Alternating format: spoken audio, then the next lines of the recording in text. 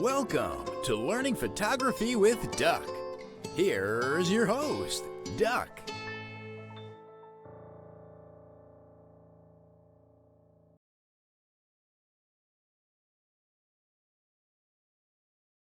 Thank you for watching Learning Photography.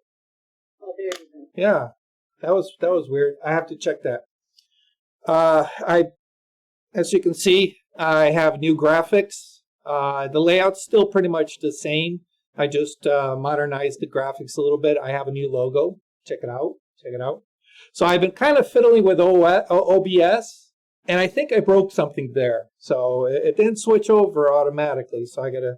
But anyhow. I want to thank everybody for coming out to another edition of Learn Photography with Duck. My name is Duck, and today is our standard Q&A, so I hope you guys get your questions ready. I will try to answer them as best as I can in order to help you become a better photographer. What I want to do, though, is before we get into the Q&A, I just want to go over a little bit something that is kind of near and dear to my heart that often tends to get overlooked by photographers who are learning to hone their skills, and also because I've been asked to do a presentation for the North Haven Camera Club in January, and a lot of these camera clubs, they do competitions, photographic competitions, in order for the members to be able to be challenged and to help them, encourage them to progress with their photographic skills. But one thing that tends to get overlooked or put on the back burner, you can say, or even just downright looked at with disgust in some way or form, is a critique of your own photography. And in my opinion, well, first of all, what are the goals of you as a photographer? All right, is it just to make pretty pictures?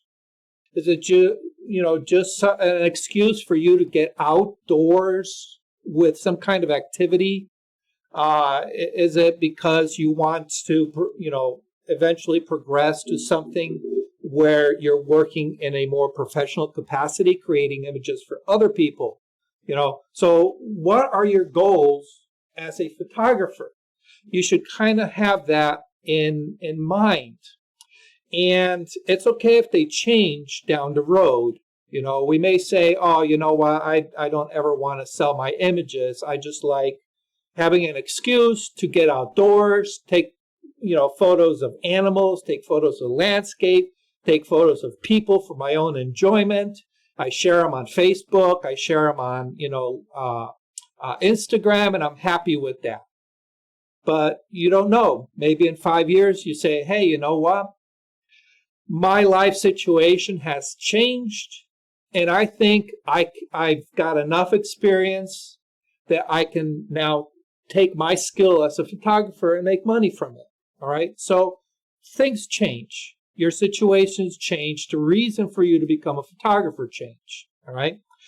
But one of the tools that I often suggest to people, and you've heard me mention a forum called Photomentores. It's a photographic forum where it's a chat room where you are surrounded by other people who enjoy the same activities that you do, getting out there with a camera. And Photomentores, in my particular case, I like it because it allows for peer-to-peer critiquing of images in what we strive to be a non-threatening, non-judgmental, atmosphere. Okay? So what exactly is a critique? Well, a lot of people have different opinions of critique. Me looking at your photograph and saying that sucks, that's not a critique. That's an opinion. All right? And you've heard the old term, opinions are like buttholes. Everybody's got one and they all stink. All right. So that's not a critique. Never pay attention to that kind of critique. All right. And just don't let it influence you. All right. A critique is, a good critique is something that's going to make you stop, look at your photography in a slightly different way. Whether it's, oh, I never thought of doing that. I've never thought of looking at it that way. All right. Or better still, I don't know how to take it to the next level. Here's somebody who's at the next level that can help me overcome certain hurdles. All right. That is where critiques become very important. All right.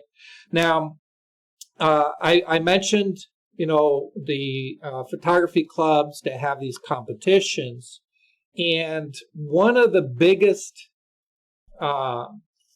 complaints, I guess you could say, that I hear from people is that, these judges, first of all, they don't understand what the criteria is that some of these judges are applying to their images.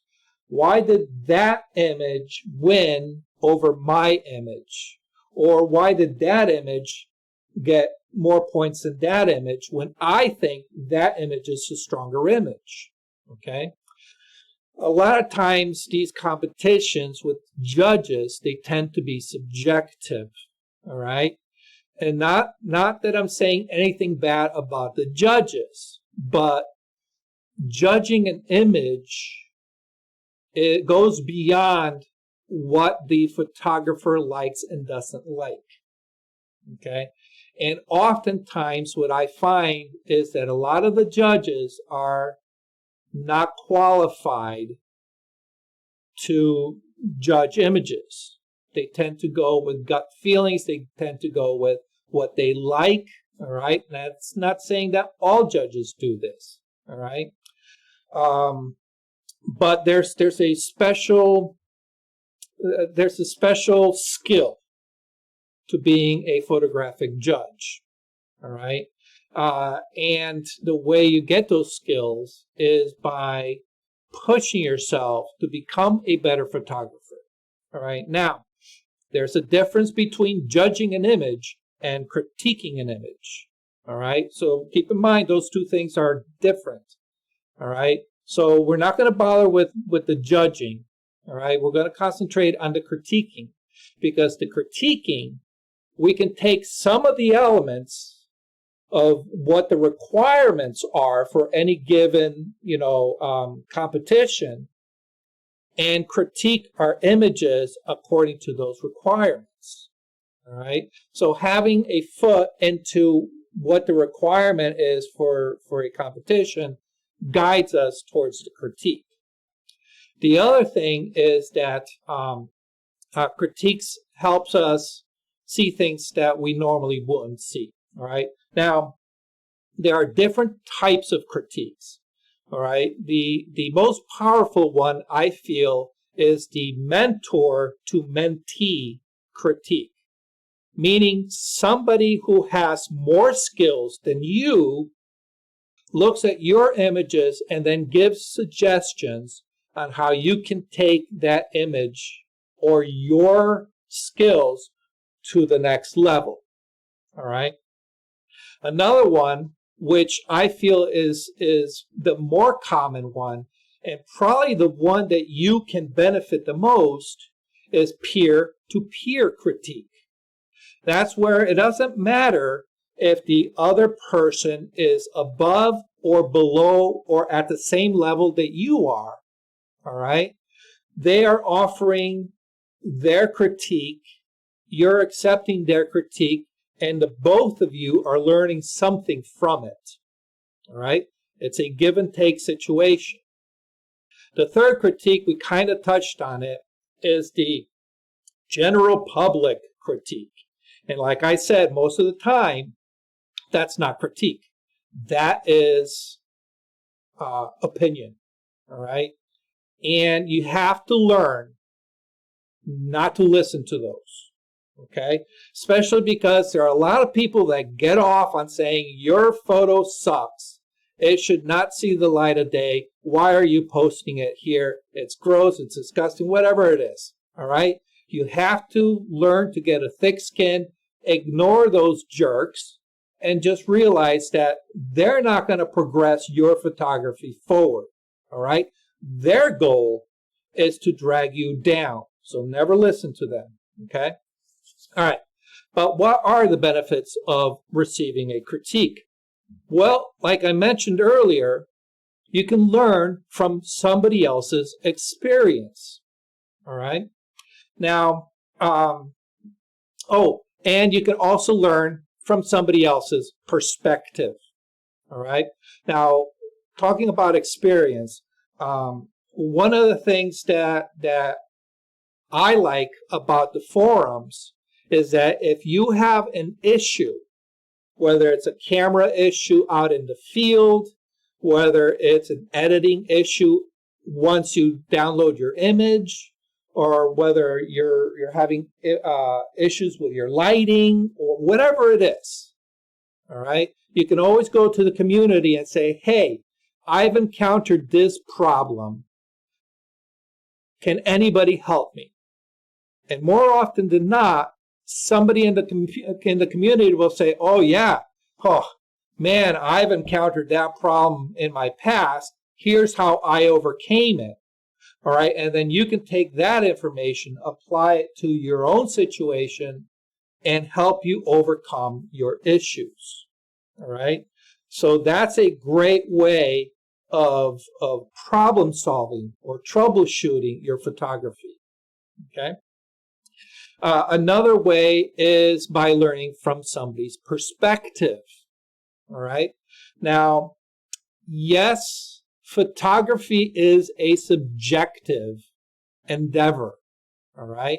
People are going to look at your photograph and they're going to imbibe your photograph with their perspective, their emotions, their feelings, their take on the situation. Because the only thing that they have to inform them is their own experience, not yours. All right? That's why you will always see your image in a completely different way than somebody else. All right? Also, you will have a stronger attachment to your image than somebody else because you've been there. You were there at the creation of that image. You were there to experience this, not only the sight, but the sounds and the smells and everything else that was going on that is not visible within the frame. You were there to experience what led up to that frame and then what transpired past that frame. All right? So we tend to be a little bit more emotionally connected to our image than somebody else is just looking at it. All right? That's why it's important to try to, if you really want a successful image, you have to imbue that image with as much information that you want to give so that when the person that comes along to see it can kind of gather what it is that you were trying to tell them. It's not an easy task, but, you know, the more successful images do that, all right? And one of the ways is to get people to react to your image and share their reaction to your image so that you can see your image through their eyes, a different perspective. Often what happens is you'll come away saying, wow, I never thought of my image in that respect. All right? So now that little bit of information, all right, especially if more than one person says it, that information can guide you to perfecting your image so that it becomes a stronger image, not necessarily to what you initially started creating, but one that has morphed into what is being seen by others. All right, I hope that kind of made sense. All right. Now that's some of the benefits that you can get from receiving a critique. There are also benefits for you to give a critique. And what I find in a lot of the communities is the people who are not used to being in a photographic community on a forum, or are new to photography, just starting to get their feet wet in photography, or even people who've been behind the camera for years and years and years, but have never experienced the type of community that a forum offers. They're afraid to voice their own critique to somebody else's, saying, I'm not qualified. I don't have enough experience to say you should do this or you should do that. Well, if that's the case, don't tell them you should do this, you should do that. All right?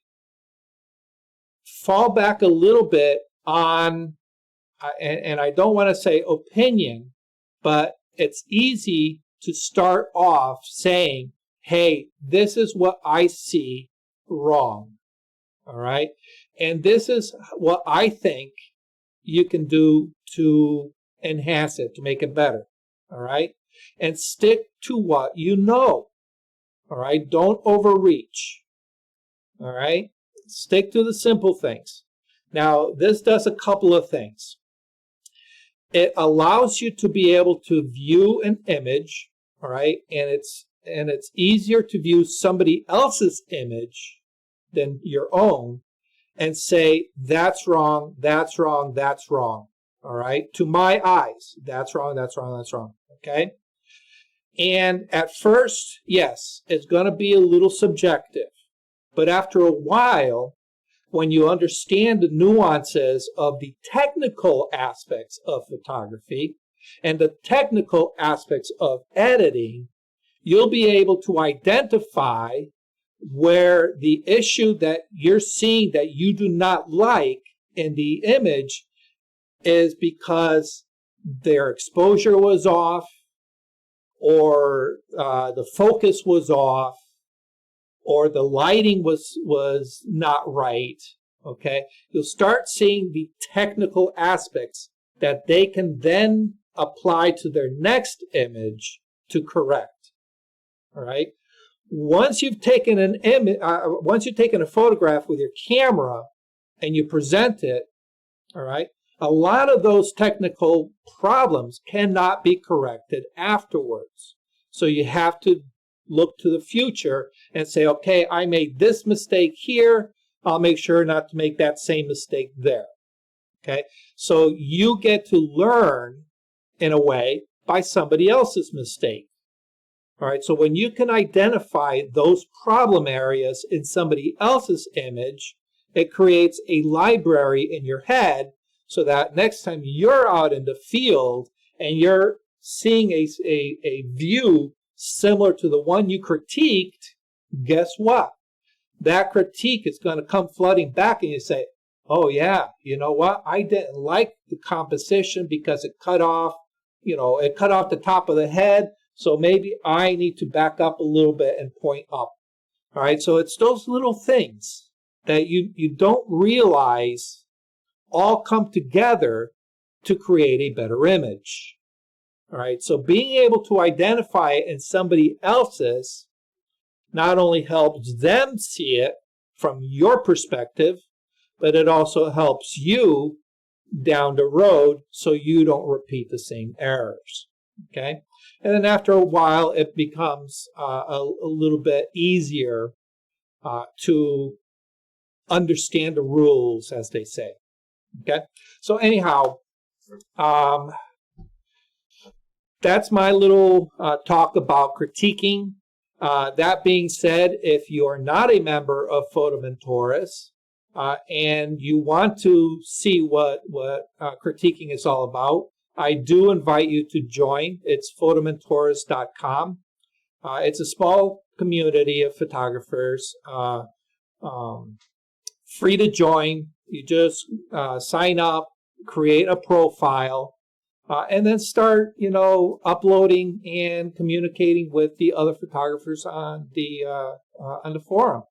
And it's great because, one of the things that we recommend is, let's say, for example, you took a landscape photo and you're not quite liking the image, but you really don't know why, okay? We don't suggest you throw that image up onto the forum and say, I don't like it, how do I fix it? And then sit back and see what people think. That's a little bit too open-ended, all right? We would rather have you be a little bit more critical with your own work at first and say, okay, let me look at it. What is one thing that I don't like about it?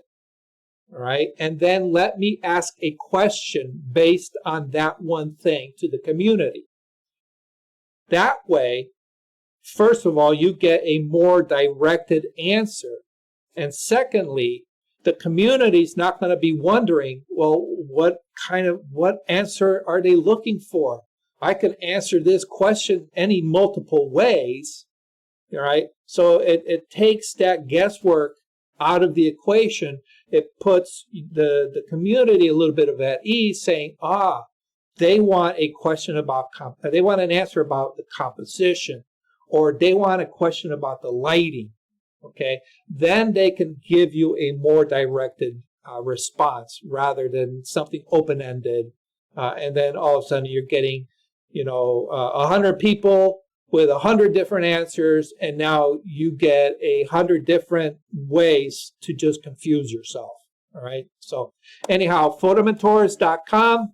If you want me to give you a critique, I often just give very small, open-ended critiques sometimes. I haven't been as active lately, but if you want me to critique your image, just drop me a private message through the forum, and I will take a look at your image and give you a critique. Now, that being said, one of the things that I want to do next Q&A, so in a month from today, I want to do a critique session, all right? Just, for our members. So if any, and I'm only going to keep it to, we'll start slow, maybe 1 or 2 images, maybe 3 images, right? So for the next Q&A, if you have an image that you're having a hard time understanding how to get it to the next level, and you're interested in a critique, let me know, and we'll target, doing little critiques during the Q&A and see how it goes. If we find that people aren't interested or people don't like what I have to say, we scrap it. But if you find some value in it, then maybe it's something that we can look into putting into the program down the road, okay? All right, anyways, that's enough of me talking right now. Let's get to the Q&A. So if anybody has any questions, go ahead and hit me up. Any questions? Okay, I have a question. All right. Okay. Now I took a photo, and the grain ended up being too grainy. It was a family photo with everyone. They all wore dark clothes, and the entire thing turned grainy. When I tried to correct the grain, it made them very soft. Yeah. Okay. Do you recall what the settings were that you shot at? No, I don't. Was it a dark environment? It was, it was, because it was a nursing home, but I also had studio lights too on both sides, and I thought that would work, but I guess the way I had them positioned, it ended up making the person in the center almost like a ghost, and then the rest of them were. Okay. All right. Well, any way you can show that image? Do you have that image available? I don't know. Probably not at this point. No. Okay. I'd have to find it. All right. Well, without seeing it, I can't give you a very precise answer, but I will tell you, grain in an image is caused by an amplification of signal on the image sensor. All right, so the image sensor is electrically charged, all right, electromagnetically charged. So the light particles come in, hit it, all right, and it starts charging, kind of like a solar panel. Not quite, but think of a solar panel. The light hits the solar panel, and that solar panel then absorbs that electromagnetic energy and converts it to a signal. Okay? So the more intense a light is, the faster that pixel is going to charge. All right? And it's going to charge from complete black all the way up to complete white. So the more it charges, the closer and closer it gets to the white. Once it reaches white, it can't get any brighter than white, right? Right. Okay. So now we have areas of dark. All right. Areas of dark are going to charge at a much slower pace than areas of very bright area, very bright. All right. So now when we open up our image, we're going to be able to see tonality. All right. The sky is bright. The land is in shadow because the pixels on the sensor were charged at different rates. Okay. They were charged with a lot of light in the bright areas and very little light in the shadow areas. So that is a basic way a sensor works. All right. Okay, so my lighting was probably off. Not necessarily. Not necessarily the lighting, because you also have to understand that your camera settings also affects it. All right. So there's things that will stop enough light coming in. All right. One is, yes, you don't have enough actual physical light that reaches the sensor. Okay. Two, if you have a long lens, that light has to travel further than a short lens. Okay? And the other issue is if you close down on your aperture, or it's letting less light in than if you have it wide open. Okay, all right? So I'll have to check and see what my settings were on that then. Okay. Now, here's an issue. All right. A lot of times what happens is if your ISO is high, all right. Yeah, I think that was set at auto. Okay. Was that him? Yes. All right. So now I'm not a big fan of the camera taking any kind of control of my settings. So I will shoot full manual. All right. That doesn't say that shooting in some priority modes isn't, beneficial. But one of the things that I really, really detest is that auto ISO. It always seems to screw people up because it throws in a monkey wrench into your exposure calculations that a lot of people don't know how to compensate for. All right. So, for example, you were in a nursing home. To our eyes, we can look and say, well, there's plenty of light here. I can see everything. But our eyes tend to be a little bit more sensitive to the ambient conditions than a camera. So now a camera's going to look at it and it's going to say, oh, well, in order to get a proper exposure, all right, we're going to need to really amplify that signal. All right. So there's a couple ways of doing it. One, you can open up your settings to let as much light in as possible. And then if that's not enough, you leave your shutter open for a longer period of time in order for that light to accumulate longer on your sensor. Okay? Or, in your case with auto ISO, the sensor will say, you know what? Instead of receiving the light signal on its normal setting, whatever it's receiving, I'm going to artificially double it, or triple it, or quadruple it. All right? That's all you're really doing when you're going from your base ISO and you're going up to ISO 800, ISO 1600, whatever. You're basically telling that sensor, whatever's coming in, just artificially boost it. All right? And while sensors have gotten a lot better at distributing the light information a little bit better, it's still susceptible to getting that what's called noise. All right. Mm-hmm. All right. A lot of people use the analogy of the water bucket filling up to explain ISO. All right. So we're going to kind of sort of use that. All right.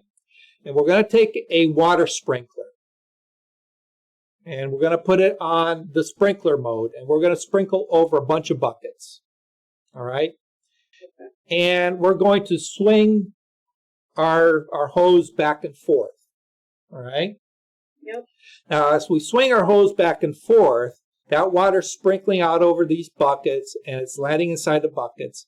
But because I'm going back and forth, my middle buckets are going to get twice as much water as the outside buckets, right? Right. All right. But all the buckets are exposed to that water all at the same time. So they're all being charged at the same time. It's just that there's more water hitting the center ones than the outer ones. Okay? But even though they're not getting as much water on the outside swing, it's still saying, hey, I'm here to catch it. Mm-hmm. All right? And because they're actively working to catch it, all right, they're going to fill up at slightly different levels. All right? Because the water's hitting them at slightly different spots. Okay? So if we have two buckets in the, towards the edge, one bucket may be, half an inch more water than its neighbor. All right? Which isn't a big deal. But now when we boost it from ISO 100 to ISO 1600, they both get boosted at the same amount, but it's not a whole number amount. Think of it more as a percentage. It's actually a logarithmic amount, so they don't fill up at the same rate, all right? Meaning the same amount, meaning right. That they're going to maintain that half inch. They're going to go up, and the one with more water, all right, the difference between this one and this one, as we artificially inflate it, the difference is going to get greater. And that's where we start getting noise. Okay, so that's all where, right? That's where, because the center person was totally, like I said, it goes, like you said, as it went out, they were getting darker. Correct. All right. Yeah, so I see what I did wrong. Yes. Okay, good. So yeah, that's one of the things that you have to be careful of. All right. Now, I'm old school. I came from the days of film. All right. There was a thing called reciprocity, where you can put your camera on bulb mode and leave the shutter open to start, gaining light from any low light, situation that you're in. All right. But if you leave it open for too long, what happens is there's a threshold that it crosses where, you know what, the film has collected too much, and now we're getting issues, all right? Not to get too technical, but some of that has been alleviated with digital, all right? But we see a little bit in the fact that now we're seeing more grain, more noise in our images when we leave our shutter open for too long a period of time in low light situations, all right? Because even though all these pixels are in the same exact sensor, okay? They're all manufactured at the same time on this wafer. Two neighboring pixels may pick up on the same amount of light at slightly different rates, okay? Minuscule to our eyes and our understanding, but when we're dealing with digital signal, all right, that we're artificially inflating, right, that slight difference becomes exaggerated, all right, and that's where we get, you know, this noise, because even though it's all supposed to be the same amount of light within that group of pixels, not every pixel is built the same, all right? So it's something that we have to deal with in respect to digital photography. But one of the things that people will use to combat that is a technique that's called exposed to the right, meaning that you will allow the camera to gain a little bit more light than the exposure requires, and then in post-processing, lower it down. And what that does is allows the camera to gain as much light as it's physically possible without blowing out areas, all right? And then in post, dropping the exposure to the correct exposure, and it reduces that signal to noise ratio between pixels, and it actually reduces your noise, all right? But that's a little bit more advanced, something that you might want to consider looking into. All right, I will. Thank you very much. Okay. Long-winded answer for that. Go ahead, Mark. Yeah, I have a question that sort of follows up with that. Is there a way to, in Photoshop or Lightroom, to do noise reduction without losing too much sharpness? Because, and I've seen people online talk about some Topaz plugins and things like that. I had this photo that I did a pretty severe crop on, and when I took it to another critique, went on the projector, it looked fine. I made it only an 11 by 14 print, and it's noisy as can be. So. Yeah. Okay, well, it's not an easy answer to your particular situation, Mark, because you're dealing with an image that was seen at through two different media. All right, one was a projection, the other one was in print. Okay, and the second one is two different viewing distances. Okay, so one of the things that a lot of people don't realize with photography is that a photo will look different at different viewing distances. All right. So, for example, I can take an image that looks kind of fuzzy. All right. But when I look at it on the back of my camera, it looks sharper than heck. All right. And it's like, wow, look how sharp that image is. And then I open it up on my computer and I'm like, oh my God, all the detail on the eyes are soft. What the heck? I missed focus. All right. Now, that's okay, because I can print, I can apply a little bit of sharpening, and I can print that at, let's say, 11 by 14, all right, and make it look good, because most people are going to be looking at an 11 by 14 from a bit of a distance. They're not going to be going up, okay? Also, you're taking a large file and you're reducing it down to print 11 by 14, okay? Now, if I decide, well, you know what, I want to take that large file and I don't need all this area around it, I'm going to crop in a little bit closer. Now what I've done is I've eliminated, for argument's sake, I've eliminated 50% of the image, okay?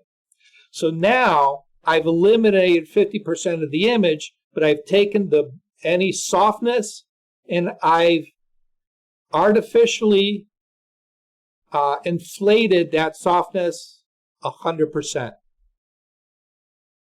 Okay? I've done nothing else to the image, all right? But in order to take that 50% crop and now put it to that 11 by 14, I've enlarged the out of focus areas by 50%, all right?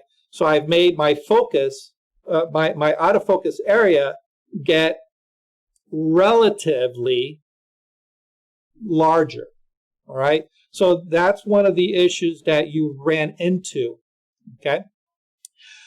As far as software, yes, there are. Yeah, you can do sharpening both in Lightroom and in Photoshop.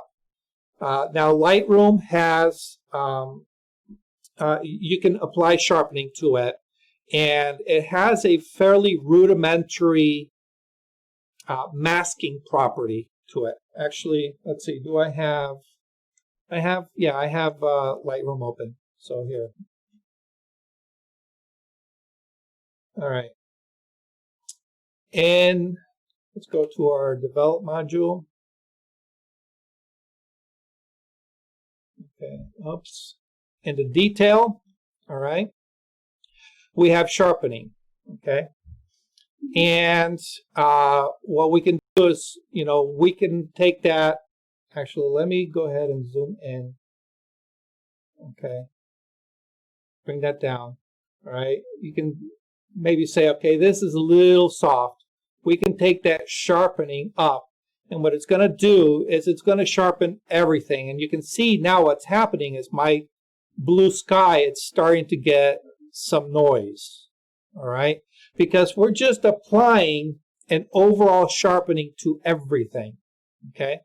And of course, the more we go with the sharpening, the more that pixel to pixel contrast gets enhanced, and it's going to really make our images look like crap, all right? However, we can say, all right, these nice open areas of blue, I don't want you to touch it. I want you to concentrate more on the edges, all right? And this is where our masking comes into play. If we press and hold the Alt button and we start bringing our slider, you can see how everything is being affected, but the more and more we go over, just the edges are being affected. And you can see this is black and white. It's actually applying a mask, just like you would in Photoshop. And you're saying, I want the sharpening to affect only the edges, only those areas that are in white. Okay? So you can control how much of the image you want sharpened. Okay? And then we can just, I don't know if you can see it, but there is a noticeable sharpening of the edges when you do this, on your own machine. Right? It may not carry across on the video here. Okay? But that's one way. Okay? And of course, you can always do noise reduction for the solid areas. Apply a little bit of luminance noise to kind of like even it out.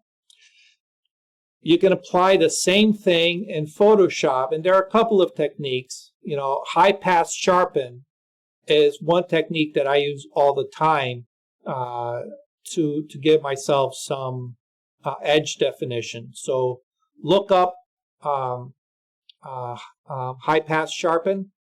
All right, it's a very simple technique. You can actually create an action for it and have that action available whenever you want to, sharpen your image. Right now, how much you can sharpen is dependent on the actual original source material. Obviously, something that is out of focus, because it's out of focus on your focal plane, all right, it's not going to give you that crisp edge sharpness, all right? Although I have to say that lately, because of artificial intelligence with image editing, it's starting to get better and better, and there are some tools that will sharpen a little bit better than others, all right?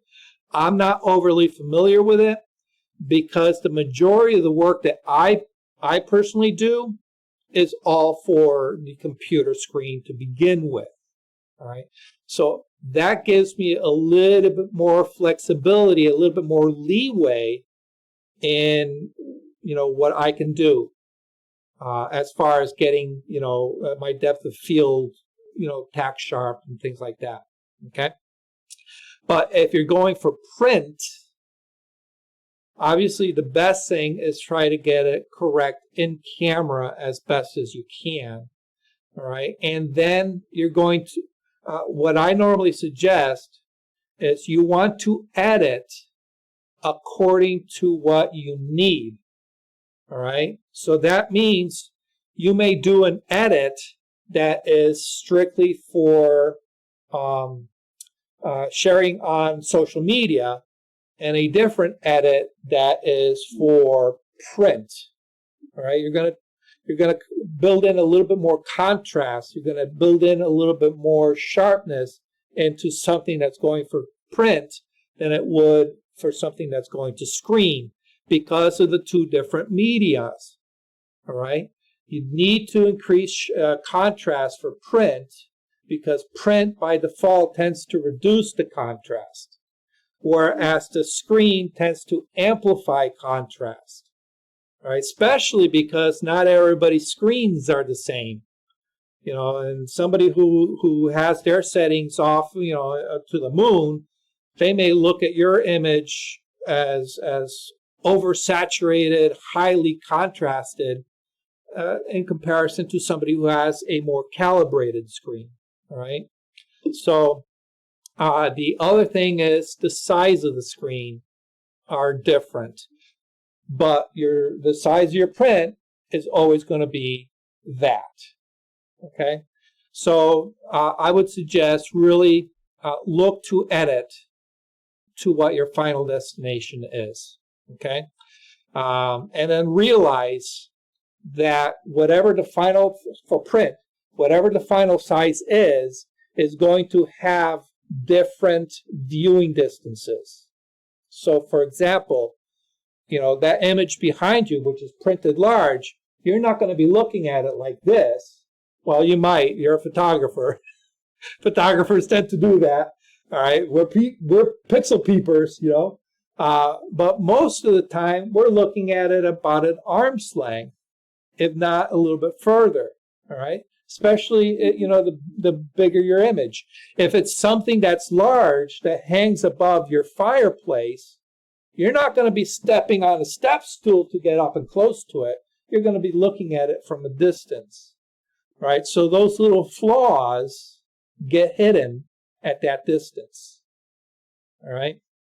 So food for thought, something to think about, all right? But that was an awesome question. Who else? I have a question. I was just wondering, I have a new grandson now, and I have a 150mm 1.4 lens. Did you say? And, Did you say 16? No, I have a 105mm lens. Oh, 105. Okay. Yeah. It's a macro, and it's also a good portrait. Yes. Yep. And yep. So he's a great subject, and I do have an external flash that I put on my camera, and usually, say if the window light is from my left, where do I point the flash? Because I know you're not supposed to point it at the subject. So I want to get the catch light on the eye.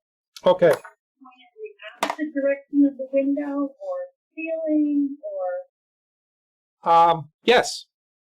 All of the above. what? Okay. All right. Let me break it down. All right. All right. So you have window light, and I would assume you probably have shears in front of the window. Nope. Oh. All right. Is it a north-facing window, or is it getting the full blast of the sun? Okay. Right. So if I do it in my house, the window is north. Oh, okay. Good. Perfect. So at my daughter's house it was west. But so I'll be babysitting in a couple of weeks, on Monday and Tuesday. I want to take classes. All right. So west-facing windows, you're going to get a lot of bright light coming in later in the day. Whereas a north-facing window, you're probably going to get a fairly even light throughout the day. So what you have to consider is, what light are you going to make your key light? What's your main light? More often than not, it'll be the window light, because that's going to give you the most pleasant looking light possible. Okay? So when you have your the window as your main light, all right, if you want catch lights, you're going to want to angle your subject so that that window is reflected in their eyes. All right? If not, if you want to create artificial catch lights with a secondary light, then you'll have to position that light so that it reflects in their eyes. All right? But more often than not, you'll want to place them so that they're, if your window is here, you'll want them so they're looking towards the window, all right? Because the window's going to be your main light. You're going to be looking, mostly towards the window. So they will catch that window light in their eyes, the reflection. All right, so that means the opposite side of their face and body is going to be put into shadow.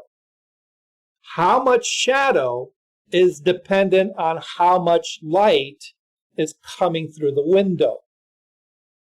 All right? And that's why I said, which direction is your window facing, because if you have an east-facing window, you don't want to take pictures of them in the morning, because you're going to get that full sun right on them. Okay? Likewise, a west-facing window, you don't want to do it after, like 1, 2 o'clock, because you'll be getting that very harsh light in from that side. North-facing windows tend to be a little bit more even, because it kind of places that side of the house in shadow, but you're getting all this ambient light just flooding in. So north-facing windows are the best. Now you can control the quality of the light by placing shears on your window, or draping a bed sheet or something to kind of soften it. All right, so the softer you can get that, what happens is, for example, you put a bed sheet in front of it. When you put the bed sheet, you're actually cutting down the amount of light coming in through that window. So you're going to expose for the light coming in through the window, because you're compensating for that decrease in light. It means that your shadow side is going to naturally open up a little bit. Take that sheer away, and now you have to compensate for the stronger light. And what happens is the shadow is going to get darker. All right, so that's the first thing you need to do, is you need to expose for your key light, your window light. Take a photo and say, okay, how is my shadow? Can I live with that shadow? Is it pleasing to the subject? All right. Now, one of the mistakes that I made when I was first starting is I was under the impression that I needed to throw light into the shadow. It took me a long time to embrace shadows in my work. But shadows is what gives us dimensionality. But let's say you don't want that heavy shadow. So by putting a sheer or a sheet or some kind of diffusion between your subject and your window, it lowers the light. So now when you up you compensate for it with your camera, not only is it bringing that light up, but it's also bringing the shadow up at the same time. All right, so it's opening up your shadows. But now you say to yourself, well, it's still a little bit too much shadow. I need to open it up. I need to add another light source. How do I do it? Well, a small speed light is going to throw some hard light into your shadow. So the first thing you want to do is soften it some way. One technique that I use in events is I will, instead of pointing to the subject, I will point it away from my subject, all right, especially if there's a wall, or I'll point it to the ceiling, all right, if it's low enough. All right, so now my light's going to go out, bounce, and come back, not as a pinpoint from my flash unit, but literally this wall of light. It's not going to be as bright, but it'll be enough to really open up those shadows. Okay? If you need a little bit more light, instead of shooting to the wall that's way over there, put something closer. Get a piece of white card or another bed sheet, all right, and shoot into that. That'll bring back more light to the shadow side. And then at that point, you can control the amount of light coming out of your flash to control that shadow density. Okay? And this, of course, this is in a controlled environment where you can take your grandson and place them there. If they're running around all over the place, good luck. All that goes out the window. Okay, All right. thanks. Did that make sense to you? Yeah. Okay, awesome. All right. Any other questions? Come on, guys. What are the pressure points that are hitting you right now? Nothing? You just like hearing me talk? That can't be. Nobody likes hearing me talk. I got a list. Go for it, Mark. Well, this may have been there all the time, or it may just have come out in a newer version of Lightroom, and I didn't see your original Lightroom presentation, but at the bottom of the Develop module, there's something called calibration. And I don't remember seeing that before, and I have no idea if I would ever use it or not, but I wasn't even sure what it was. Okay. Calibration. Let's see. Right down there. Calibration's always been with Lightroom, but what that's for is different lenses have different problems to them. Okay, and one of the biggest problems is aberration, color shifting, right? Especially around edges. So one of the ways that we can use calibration is to kind of use it a little bit for color correcting. All right. Also, if there's any kind of color cast in the image, we can use it for color correcting that cast. Now, it's not as powerful as actually applying a real color corrector to it, but we can affect our image to a certain degree, right? And what this does, the color correction, is it targets the three channels that our cameras take: the red, the green, and the blue, which are our primary channels. All right. Secondary would be yellow, magenta, and cyan. All right. So it targets our primary, and we can go in and say, all right, well, it's looking a little bit red. We can take the red down. It's looking a little bit, too much cyan, too much yellow. We can increase the blue. Things like that. So we can do a fair amount of color correction on a global basis here. All right. So, for example, let me go ahead and zero this out. All right. If I look at my sky and say, you know what, the sky is looking too purple, or the sky is looking too cyan. All right. I can come to my primaries here and I can say, all right, I want to knock the cyan down, or I want to knock the red down. Let's say it's looking too purple. All right. So in my case, on my screen, it's looking a little too purple. I can take and reduce the red down, all right, in order to make that blue look more blue. All right. And if it's a little bit too dull, I can say, all right, well, I want to saturate it a little bit more.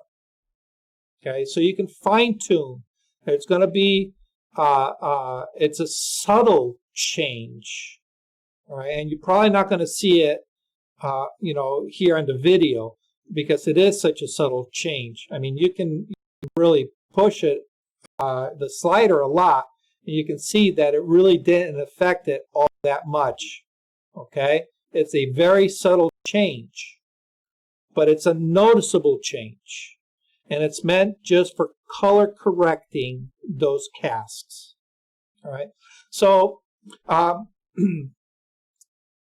if you're a little bit more particular about your image editing, right, and I suggest you do this with a calibrated monitor.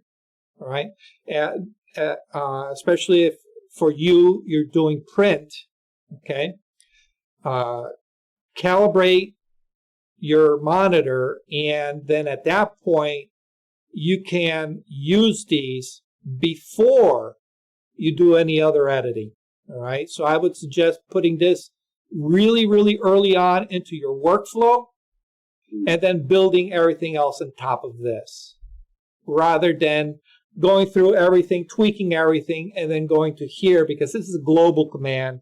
It's a very subtle shift, and it may, all that work that you put into it, it may do some funky stuff to it. All right, so do this early on in your workflow. All right. All right, So hopefully. what about so normally I'll go into the lens correction and Yep. click off those, which is it essentially similar what it's doing there? Well, lens correction is applying a set of rules that are pre-designed in Lightroom, Right. according to the type of lens that you're using. All right, and it takes into account fringing and any color shifts, as well as any type of barrel distortion and vignetting in the corners.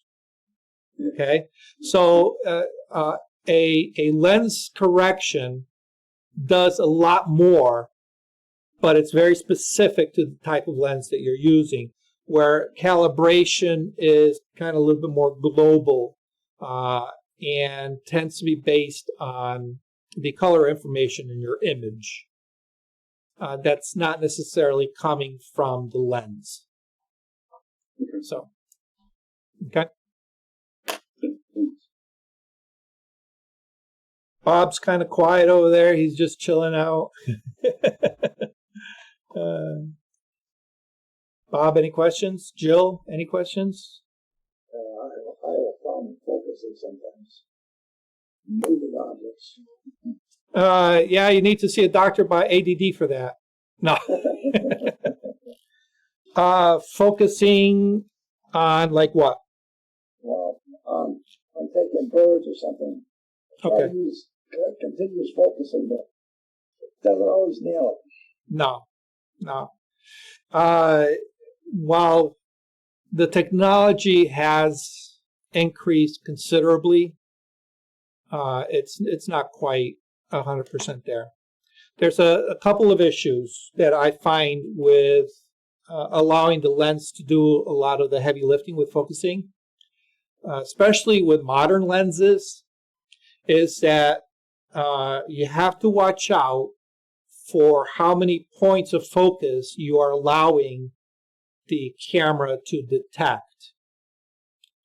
The more focus, especially with birds in flight or animals, okay, the more focus points that the lens is using to try to determine what is in focus and what is not tends to lead to more errors.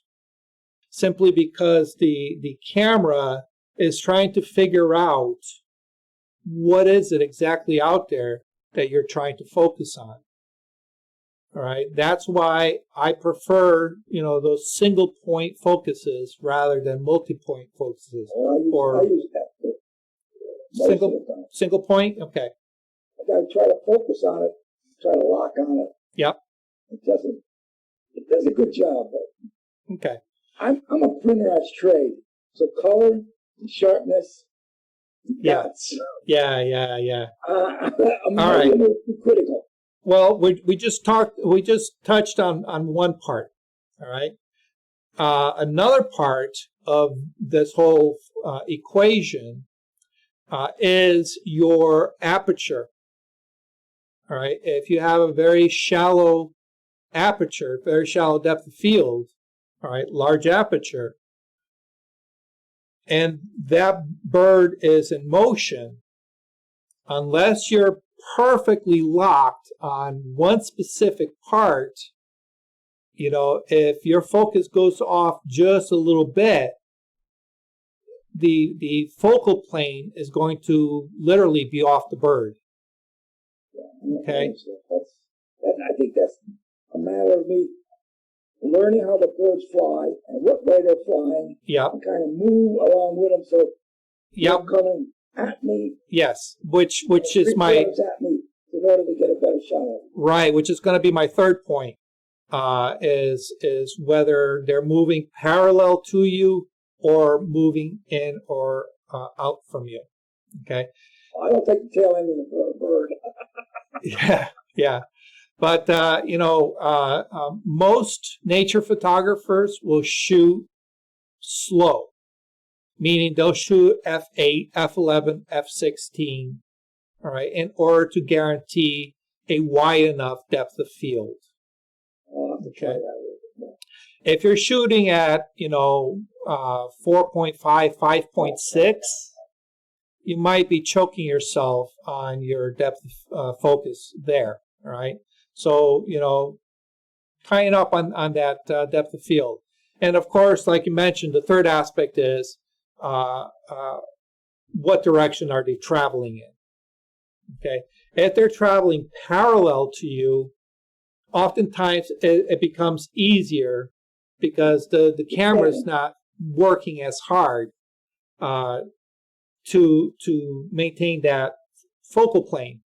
However, if you're not dead on to the bird, which is very tricky to do when they're moving parallel to you, you can often miss your focus.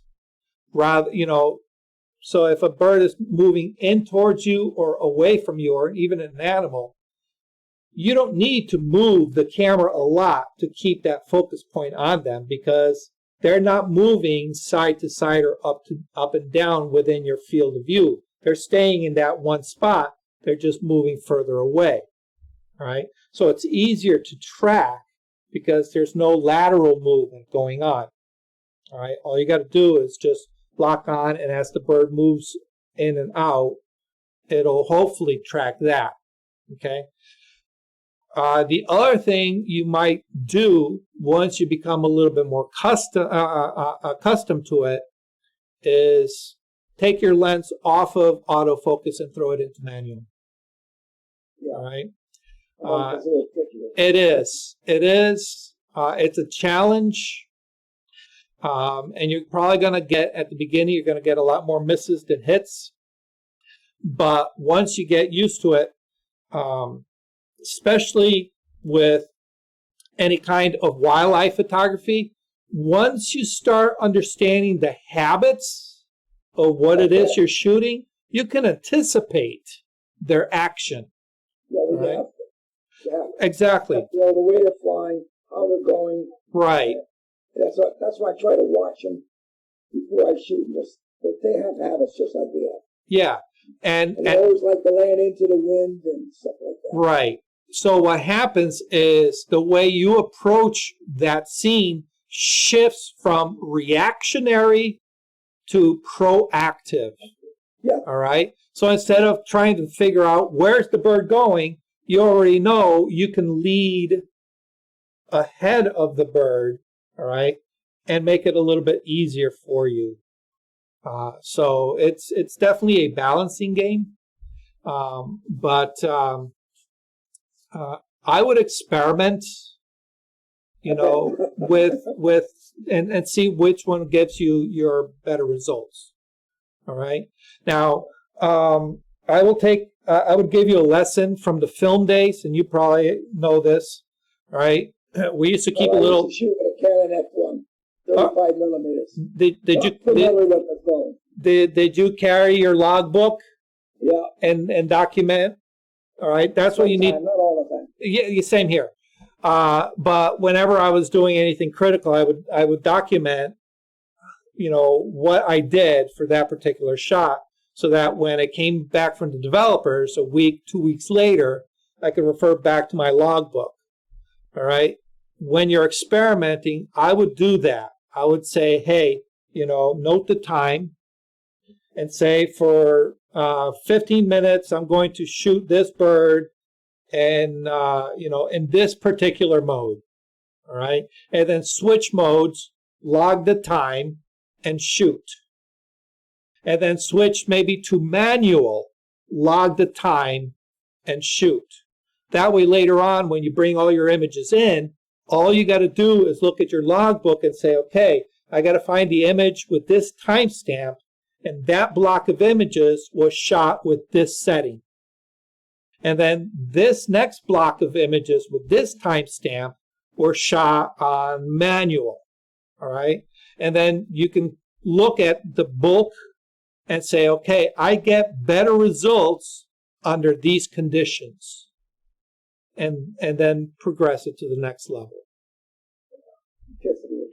Yeah, it is. It's a pain in the ass, But one of the things that I found with digital photography, and I have the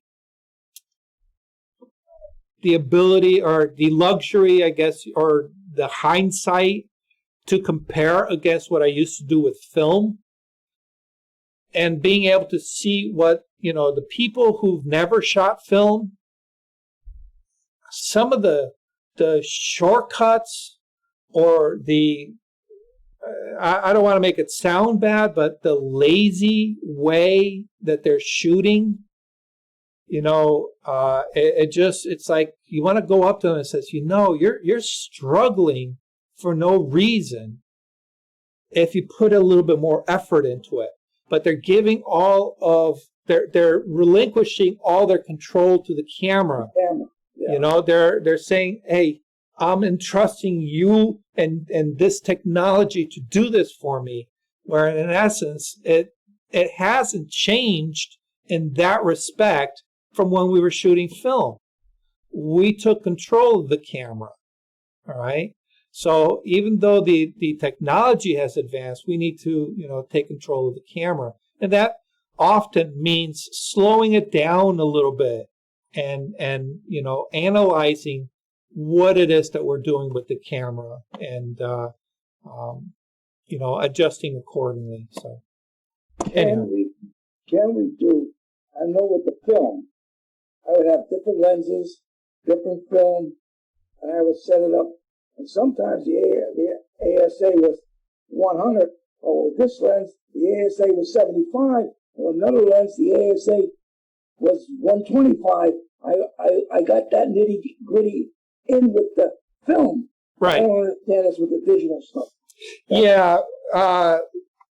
Fortunately, we don't have to worry about that nowadays with film or with digital. All right. Oh. Digital, or what we considered ASA, which later became ISO, back in the film days, is a totally different animal than what they label as after 45 years of not shooting. I'm trying to correlate both, and I'm having difficulty. Yeah, you can't. The best advice I can give you is consider ISO and ASA a thing of the past. Okay. All right. What they call ISO nowadays is not what it used to be. All right. Nowadays, just think of it as signal amplification. Okay. On a digital sensor that collects light. All right. Now, did you ever print any of your film stuff? Yep. Okay. So you know that you put your negative into the slide holder and you shine the light through down onto your paper. All right. Dodging and all that. Right. That light source never changed. Correct. All right. The only thing that changed was how long you let the paper get exposed to it and shut off. Right. All right. You controlled everything by dodging and burning, by blocking light. But from the light source to the negative, that never changed. No, distance never changed. Right. And if you want to correlate the two in digital, we can change that. We have the flexibility to change that. All right. In post. All right. ISO is the only setting on our camera that we can change in post. All right. We never used to be able to do that. All right. We can take 100, and push it to 200. We can do that. It was a chemical procedure. All right. But we couldn't make ISO 100 film behave like 1600 film. No. Absolutely not. Well, guess what? We can with digital. All right. All we got to do is move a little slider called exposure. And now our 100 speed film is now 1600 speed film. All right. That's why you can't compare apples to apples, because they're not. All right. They really aren't. So the first thing I would say is just get rid of that old ISO ASA. Yeah. Try to work with the new stuff. Yeah. Okay, thank you. When I made the switch from film to digital, oh my God, I had a hell of a time. I'm having a hell of a time. I haven't shot in 35 years. Right. Just getting back into it. Yeah. Well, I went from film to digital in 2004. I gave up my film kicking and screaming. All right. Because back then, cameras were 1, 2 megapixels. There was no comparison to the quality of film. All All right. My first camera was bought by my wife. She bought me a 6 megapixel That was huge. Canon. Yeah, that was huge. Canon point and shoot. All right. The results that I saw from this rinky-dink little camera impressed me so much that I made the switch from film to digital right then and there. I kept that camera for about a year, trying to get, my head around it. And then I bought my first DSLR. It was a Canon 40D. It's antique now. Low light capabilities were zilch, but I didn't care at the time because, that camera was accomplishing a lot more than my Canon AE1 was doing, So once I made the switch, I was in the same position as you. I was trying to compare apples to apples and getting very, very frustrated that I couldn't make that connection. Once I stopped thinking about that connection and looking at the digital camera as its own separate entity with some similarity, all right, as far as, how to count stops and things like that, then it became a lot simpler. Okay. So yeah, get rid of that old ASA ISO thinking. That'll save you a ton of headaches. So. All right, that was a good trip down memory lane. I still shoot film every once in a blue moon. I have an old Graflex that I took out once. I thoroughly loved it. I should take it out again. It's so different nowadays. So slow. You gotta send everything out. So expensive. Digital's so much cheaper. All right.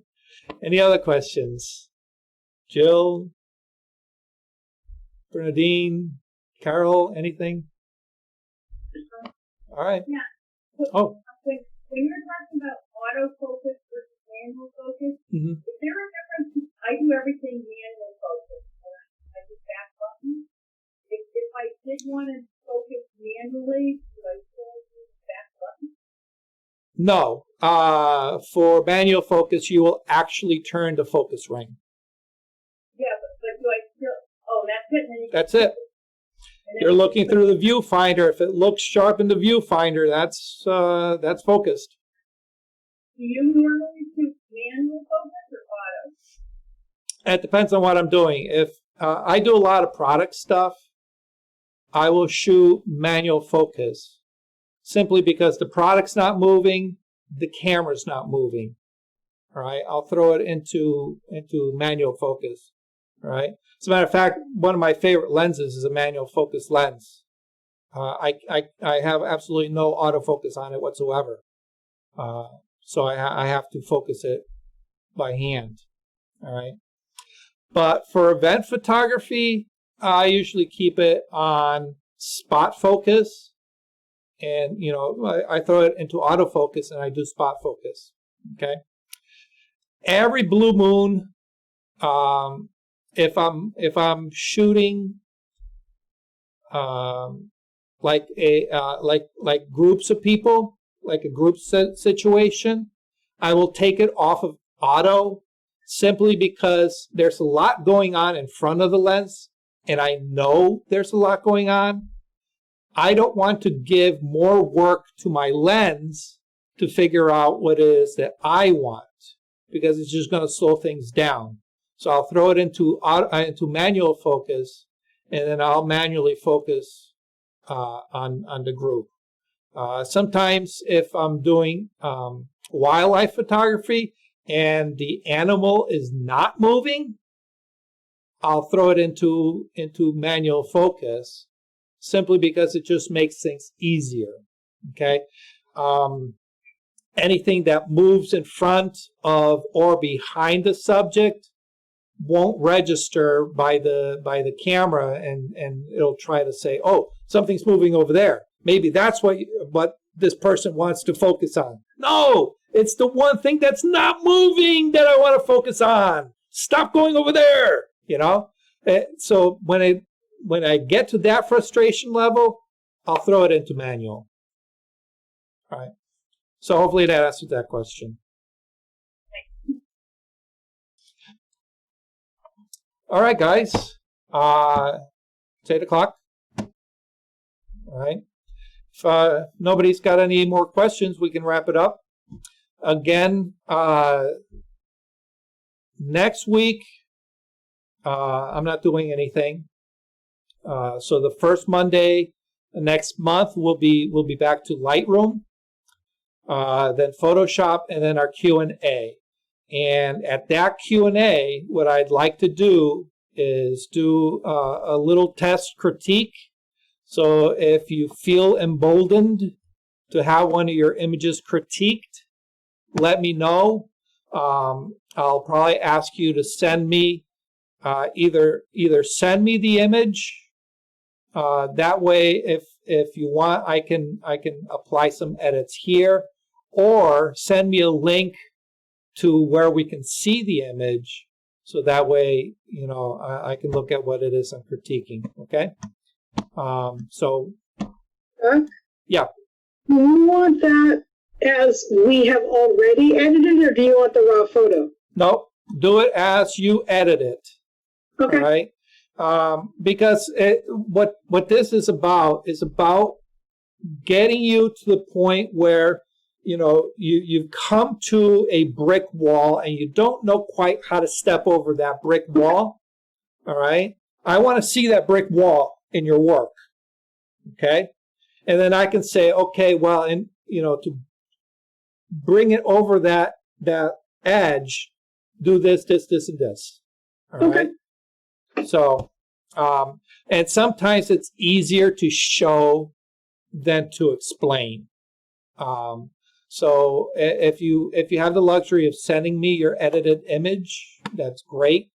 I'll just throw it into Lightroom, so we can do, you know, some quick enhancements to it, or just at least pointed to either an online portfolio, Flickr, SmugMug, you know, even if it's on Facebook. You know, just make sure that it's large enough to take up the screen. You know, don't send me a link to an 800 pixel image that's like this. Okay. That was my question. My question was going to be like, what size parameters? And this goes back to what you talked about a couple of weeks ago. But for something like this, what size file? I cannot display anything larger than 1920 by 1080. So. Anything larger than that will always just be compressed down. Okay, but send whatever's comfortable for you. Okay, if you want to send me your raw file, I will need, and if you did any editing to it in Lightroom, I will need your XMP file with it, so that I can load your settings into my computer. If that's above your pay grade, then just kick out, if you can, a TIFF image. All right, that'll be as closest to raw as possible, with your edits already built into it. Or you can even export a raw file with your edits to it if you want. All right. Again, if that's above your pay grade, just kick out a JPEG and send it to me or post it online. Okay? Alrighty, guys. It was an awesome session. We covered quite a lot of information.